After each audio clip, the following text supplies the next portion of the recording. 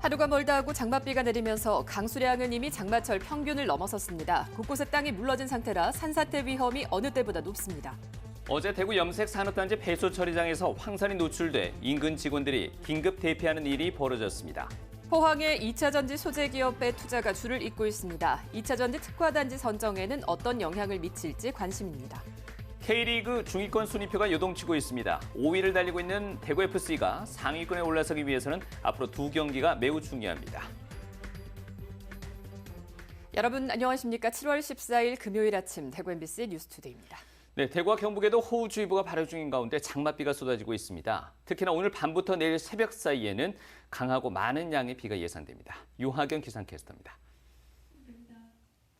이번 장마 정말 비가 많이 쏟아집니다. 현재 전국적으로 비가 내리고 있는데요. 특히 중서부 지역과 호남을 중심으로 이미 많은 양의 비가 내렸고요. 비구름대는 점차 이동해 오늘은 대구와 경북에도 많은 비가 예상됩니다.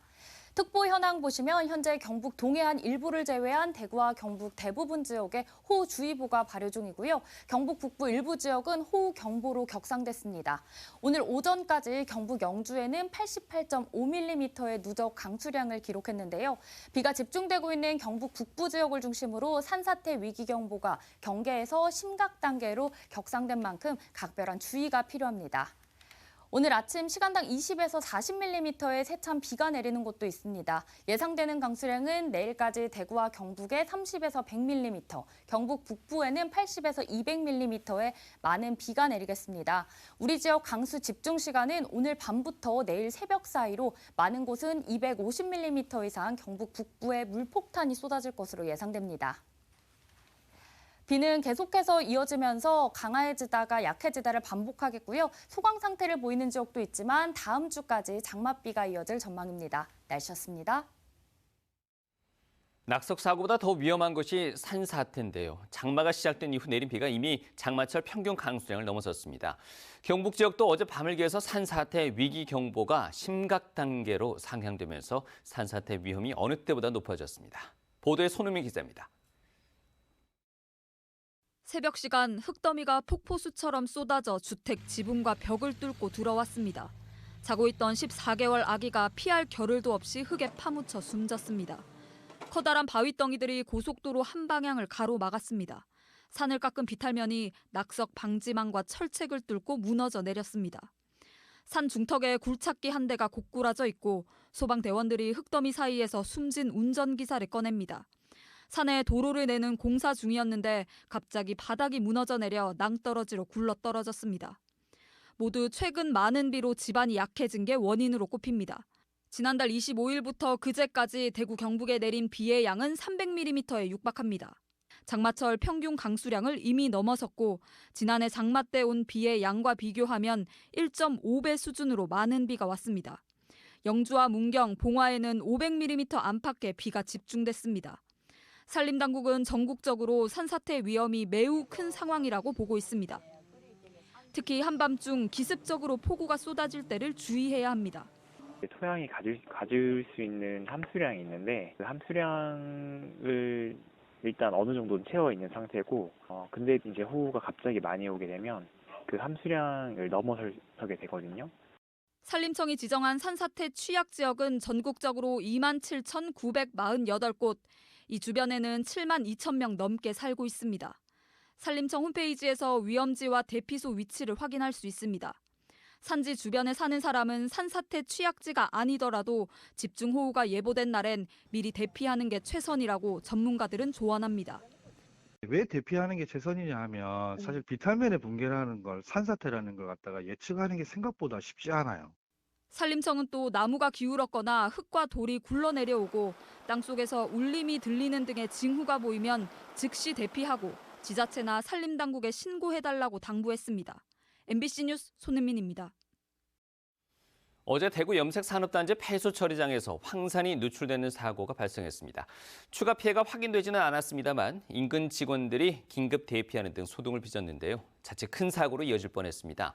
변예주 기자가 보도합니다. 염색공단 하늘 위로 주황색 연기가 퍼져나갑니다. 저장 탱크에서 흘러나온 황산이 기화돼 공기중으로 확산했습니다. 대구시 서구 염색산단 공동폐수 처리장에서 황산이 노출된 건 어제 오전 8시 50분쯤입니다. 사고 직전인 오전 8시쯤 직원들이 40톤가량의 황산이 들어있던 70톤 용량의 저장 탱크에 23톤을 추가로 넣었습니다. 그런데 화학적인 이상 반응으로 끓어 넘쳤습니다. 다행히 방류벽에 갇혀 외부로 흘러나가지는 않았지만 상당량이 증기로 변해 공기 중으로 퍼진 겁니다. 원래 황산 자체는 전기가 나가지 않는 걸로 되어 있기 때문에 이상 반응이라고 제가 추정으로 말씀드리는 겁니다. 공장 직원 등 20여 명이 긴급 대피했고 이례적인 주황색 연기에 119 등에는 놀란 시민들의 신고가 잇따랐습니다. 황산은 소방당국이 약 40분 만에 밸브를 잠그면서 누출이 멈췄습니다. 다행히 추가 피해는 없는 것으로 파악되고 있습니다. 그리고 일부 소량이 누출됐기 때문에 공중에서 또 기화되고 공중에서 중화가 되는 부분이 있기 때문에 아직까지 신고된 부분은 없습니다. 화학사고가 발생하면 주민에게 고지해야 한다는 화학물질 안전관리에 관한 조례도 있었지만 안내 문자는 없었습니다. 이렇게 유출되거나 그 독가스가 있다는 거는 전혀 모르고 살죠. 그냥 평소처럼. 그런 뭐 안내나 교육이나 뭐 위험에 대한 지도를 받은 적은 한 번도 없죠. 대구 서구청은 환경청에서 소량의 유출이고 인체 위해성도 낮다 판단했다며 주민 혼란을 불러일으킬 것을 고려해 안전 문제를 발송하지 않았다고 밝혔습니다. MBC 뉴스 변예주입니다. 더불어민주당 대구시당은 이번 염색산업단지 황산 누출 사고와 관련해서 대구시와 소방당국은 대구 전역의 노후시설에 대한 안전점검을 하라고 촉구했습니다. 염색산업단지는 노후와 작업공간 협소 등의 문제로 개선이 절실히 필요하다면서 정확한 누출 원인을 밝히는 한편 염색단지 이전을 시급히 추진해야 한다고 주장했습니다. 포항의 2차 전지 소재 기업의 투자가 이어지고 있습니다. 포스코 퓨처홈에 더해서 포항의 둥지를 튼 에코프로가 포항 남구 블루벨리 국가산단에 2조 원을 추가 투자해 양극재 공장을 짓기로 한 건데요. 역대 최대 규모로 이루어진 이번 투자로 포항시 2차 전지 특화단지 선정에도 힘이 실리게 됐습니다. 보도에 이규설 기자입니다. 협약 참가자들이 엄지손가락을 치켜 세웠습니다. 포항시와 경북도는 포항시청에서 에코프로 그룹과 역대 최대 규모의 투자 협약을 맺었습니다. 에코프로는 블루벨리 국가산단 내 69만 제곱미터 부지에 2조 원을 투자해 전구체와 양극재 등 2차 전지 양극 소재 일관 생산 공장인 에코프로 블루벨리 캠퍼스를 지을 계획입니다. 포항 영일만 산단에 자리 잡은 에코 배터리 포항 캠퍼스에 이어 포항의 제2 캠퍼스를 추가로 짓는 겁니다. 올해 안에 착공에 들어가 2025년 하반기 생산 공장 가동이 목표이고 1,000명 이상을 새로 고용할 예정입니다. 국내에서 약 한 40만 톤 이상, 그리고 헝가리에서 약 20만 톤, 미주 지역에도 약 10만 톤 이상, 이렇게 해서 2027년에는 약 70만 톤 정도의 캐파 또는 그 시장 상황에 따라서 그 이상도 투자를 늘려나갈 계획입니다. 도화시는 블루벨리 캠퍼스 확장을 통해 포항이 세계 최대의 양극 소재 생산 기지로 자리매김할 것으로 기대하고 있습니다. 에코프로뿐만 아니라 포스코 퓨처엠, CNGR, 화유 코발트 등 국내외 2차 전지 소재 기업들이 이미 포항에 대규모 투자를 진행했습니다. 기업이 몰려오면서 영일만 산단은 빈 땅이 없고 상대적으로 여유가 있었던 남구 블루벨리 산단도 사실상 8만 평만 남아 추가 산업용지 확보가 필요한 상황입니다. 앞으로 2030년까지 포항은 총 14조 원의 자금이 투자가 돼서 2차 전지 산업이 우리 지역의 가장 중요한 산업의 하나가 될 것입니다. 정부는 오는 7월 20일쯤 2차 전지 특화단지 선정 결과를 발표할 예정입니다. 기업 투자가 2차 전지 특화단지 지정에 결정적인 기준이 되는 만큼 이번 에코프로의 투자로 포항시 특화단지 지정에 힘이 실릴 것으로 예상됩니다. MBC 뉴스 이규설입니다. K리그 중위권 순위표가 하루가 다르게 요동치고 있습니다. 아직 리그 중반이긴 하지만 상위 스플릿에 해당하는 6위권 진입을 위한 경쟁이 치열한데요.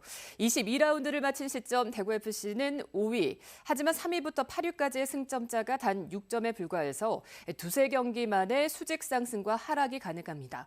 대구에게는 앞으로 두 경기가 매우 중요하다는데요. 석원 기자가 보도합니다. 홈에서 펼쳐진 리그 11위 강원과 맞대결에서 아쉬운 0대0 무승부를 기록한 대구. 앞서 펼쳐진 홈 경기 최하위 수원 삼성전도 1대1로 마치며 하위권 팀을 상대로 승점 2점을 추가하는 데 그쳤습니다. 경쟁팀들이 무승부를 기록하며 간신히 5위를 지킨 대구FC. 지난주 제주 원정부터 빗속에서 펼쳐진 홈 강원전과 다가오는 광주 원정까지 만만치 않은 일정이 이어집니다. 승격팀 광주 대전으로 이어지는 원정 2연전은 그래서 더 중요한데요. 이 선수들 컨디션만 좋다면 충분히 또 해볼 만하다고 생각을 합니다. 준비를 계속 해왔고 원정 2경기 가지만 저번 기억을 살려서 좋은 경기 할 거라고 생각합니다. 6위 대전과 8위 광주는 대구와 승점 차가 2점에 불과합니다.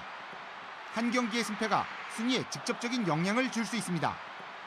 대구의 이번 시즌 유일한 2연승이 지난 5월 광주와 대전 원정이었다는 점에 대구FC와 팬들은 기대를 걸고 있습니다. MBC 뉴스 서건입니다.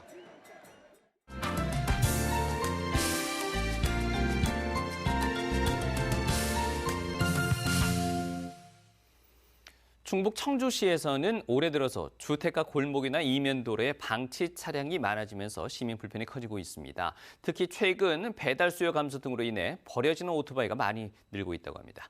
MBC 충북의 김영일 기자가 보도합니다. 주택가 이면도로에 번호판 없는 수입차 한 대가 방치돼 있습니다. 운전석 쪽 유리창은 산산이 부서졌고 차 안에는 쓰레기 파편도 보입니다. 가뜩이나 좁은 도로 일부를 한 달 넘게 차지하면서 차량 통행도 어려워 주민들도 불만입니다. 보기가 안 좋아요, 하여튼. 그리고 엄청 불편해요. 이렇게 돌아서 가야 되니까 엄청 운전하는 분들이 짜증날 것 같아요. 노인복지시설, 지역아동센터와 인접한 데다 바로 앞에는 놀이터가 있는 어린이 공원도 있어 사고 위험도 큽니다. 도로가에 있다 보니까 이동하는 차량도 시야 확보가 잘 안 되기도 하고 또 아이들이나 이렇게 어르신들이 많이 있는 동네인데 아무래도 그 안전사고가 좀 문제가 우려가 있습니다. 올해 상반기에만 청주시에 접수된 방치 차량 신고는 모두 525건. 지난해 같은 기간보다 무려 26% 가까이 증가했습니다. 특히 코로나19 거리두기 완화 이후 배달 수요가 줄면서 버려지는 오토바이가 많이 늘었습니다. 코로나19 유행 초기인 2020년 상반기 20대에 불과했던 오토바이 견인대 수가 올해엔 157대로 3년 새 8배 가까이 급증한 겁니다. 방치 차량이 늘면서 보관할 장소도 많이 부족해졌습니다. 폐차나 방치 차량이 많다 보니까 공간의 협소라든가 이런 문제로 인해서 시청의 요청을 다 감당하지 못하고 있는 상황입니다. 처리 비용도 골치입니다. 견인료와 임시 보관료를 포함해 차량 한 대당 들어가는 비용은 27만 원 정도. 해마다 적지 않은 예산이 방치 차량 때문에 쓰이고 있는 겁니다. 조치를 하려면 아무래도 견인비라든지 견인 보관료라든지 그런 기타 비용이 많이 발생하고 있습니다. 어려운 경제 상황 속에 늘고 있는 방치 차량으로 애꿎은 시민 불평과 함께 불필요한 예산만 낭비되고 있습니다. MBC 뉴스 김영일입니다. 춘천시가 실험 도시를 선포했습니다. 도시가 직면한 문제를 시민들이 직접 해결 방법을 고민하고 정책 방향까지 세우면 지자체가 이를 돕는 방식의 새로운 지역 솔루션인데요. 주민들이 실험을 통해서 바꾸려는 춘천의 모습은 어떤 모습인지 김도균 기자가 취재했습니다. 춘천 시민들의 참여로 구성돼 장애인을 위한 도심 속 점자표기를 점검하는 스토리가 팀. 음성 안내판이나 승강기 점자표기, 오디오북 코너, 저시력자용 확대경까지 시각장애인을 위한 시설과 장비가 잘 갖춰진 춘천 시립도서관을 찾았습니다. 하지만 꼼꼼한 시민들의 눈에는 곳곳에 허점이 드러납니다. 바닥 점자블럭이 승강기나 도서관 자동문 입구까지 이어지지 않아 누군가의 도움 없이는 출입이 힘들고 오디오북은 점자 안내가 없어 역시 혼자서는 이용하기 어렵습니다. 춘천 시내 시설 20곳을 찾은 스토리가 팀은 시각장애인들이 어떻게 평범한 일상을 누릴 수 있을지를 직접 실험해 점자와 설계 오류를 100개 찾아냈습니다. 이렇게 실험을 통해 발견한 오류는 대부분 시정에 반영됩니다. 당사자들이 본인 스스로 필요한 부분들에 대해서 사회에다가 이야기를 하고 지역 사회가 받아들일 수 있도록 하는 데에는 굉장히 의의가 있다고 생각합니다. 지자체 공무원이 아닌 시민들이 팀을 만들어 활동을 시작한 이유는 우리 동네 문제의 해답을 직접 찾고 싶어서입니다. 소소한 동네 문제가 커다란 사회 문제로 번지기 전에 주민들끼리 먼저 답을 찾아보자는 겁니다.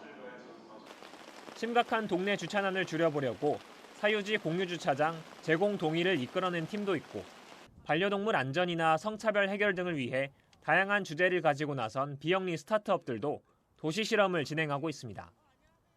춘천시도 쓰레기 무단 투기와 같이 실생활과 관련된 문제를 행정기관이 직접 풀어가는 대신 시민 실험을 토대로 해결책을 찾겠다면서 실험도시 춘천을 선포했습니다. 실험실에 청개구리로 실험대에 올려놓겠습니다. 여러분들께서 마구 다루십시오. 행정의 손길이 미치지 못하는 실생활의 불편과 불만을 찾아내는 시민들의 실험도 중요하지만 문제 해결의 의지를 가진 행정기관의 적극적인 지원이 뒤따라야 할 것으로 보입니다. MBC 뉴스 김도균입니다. 세균성 식중독의 절반 이상이 여름철에 집중적으로 발생한 것으로 나타났습니다. 경상북도에 따르면 최근 5년 동안 경북 지역에서 발생한 세균성 식중독은 35건으로 이 가운데 51%인 18건이 6월에서 8월 사이 발생했습니다. 원인균은 병원성 대장균이 10건으로 가장 많았고 다음으로 살모넬라, 장염, 비브리오 순이었습니다. 병원성 대장균에 의한 식중독은 샐러드나 겉절이 같이 익히지 않은 채소류 음식, 살모넬라에 의한 식중독은 육류나 달걀로 만든 음식이 주 원인입니다. 이처럼 세균성 식중독을 예방하기 위해서는 식재료 세척과 냉장 보관에 주의하고 식재료를 만진 뒤 손을 깨끗이 씻고 조리도구를 교차해서 쓰지 말고 사용 후 뜨거운 물로 소독하는 것이 좋습니다. 경북경찰청이 오늘부터 다음 달 25일까지 주 3회 음주운전 특별단속을 실시합니다. 주요 단속 지역은 휴가철 인파와 차량 통행이 늘어나는 피서지 주변 유흥가와 식당과 관광지를 비롯해 고속도로 나들목과 휴게소, 스쿨존 가운데 음주 사고가 잦았던 곳입니다. 경찰은 단속 장소를 이동해가며 음주 의심 차량을 선별적으로 단속한다는 방침인데 보행자 의무 위반, 과속과 신호 위반 등도 함께 단속하기로 했습니다.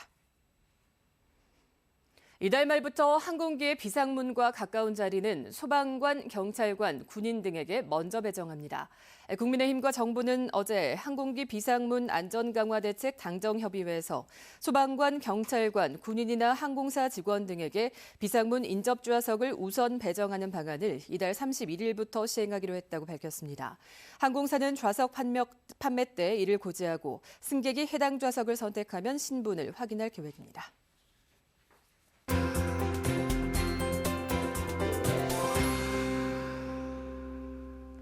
이번 장마 정말 비가 많이 쏟아집니다. 특히 중서부 지역과 호남을 중심으로 현재 많은 양의 비가 이미 내렸는데요. 이 비구름대는 점차 이동해 오늘은 대구와 경북에도 많은 비가 예상됩니다. 특보 현황 보시면 현재 경북 동해안 일부를 제외한 대구와 경북 전 지역에 호우주의보가 발효 중이고요. 경북 북부 일부 지역에는 호우경보로 격상된 곳도 있습니다. 오늘 오전까지 경북 영주에는 88.5mm의 누적 강수량이 기록됐는데 비가 집중되고 있는 경북 북부 지역을 중심으로 산사태 위기경보가 경계에서 심각 단계로 상향됐습니다. 오늘 각별한 주의가 필요합니다. 오늘 아침 시간당 20에서 40mm의 세찬 비가 내리는 곳도 있습니다. 예상되는 강수량은 내일까지 대구와 경북에 30에서 100mm, 경북 북부에는 80에서 200mm의 많은 비가 내리겠습니다. 우리 지역 강수 집중 시간은 오늘 밤부터 내일 새벽 사이로 경북 북부 지역을 중심으로는 많은 곳에 250mm의 물폭탄이 쏟아질 것으로 예상됩니다. 위성 영상 보시면 오늘 전국적으로 정체전선의 영향을 받아 장맛비가 내리겠습니다. 다음은 자세한 지역별 날씨입니다. 오늘 우리 지역 대체로 흐린 가운데 강한 비가 내리며 바람도 강하겠고요. 현재 바다의 물결은 1m에서 3m로 매우 높게 있는 가운데 풍랑특보와 강풍특보가 경북 동해안 지역을 중심으로 발효 중입니다. 오늘 경북 남부의 기온 보시면 대구의 아침 기온 24도로 시작해 낮에는 29도 예상됩니다. 경북 북부는 오늘 세찬 비와 함께 기온도 주춤하겠습니다. 현재 대부분 지역에서 23도에서 24도로 출발하고 있고요. 낮에는 28도 안팎 예상됩니다. 경북 동해안은 강풍과 풍랑주의보가 발효 중인 가운데 포항의 아침 기온은 25도에서 낮 기온은 30도 예상됩니다. 이번 비는 16일까지 소강 상태를 보이다 강약을 반복하며 내리겠고요. 다음 주에도 계속해서 장맛비가 이어질 전망입니다. 날씨였습니다.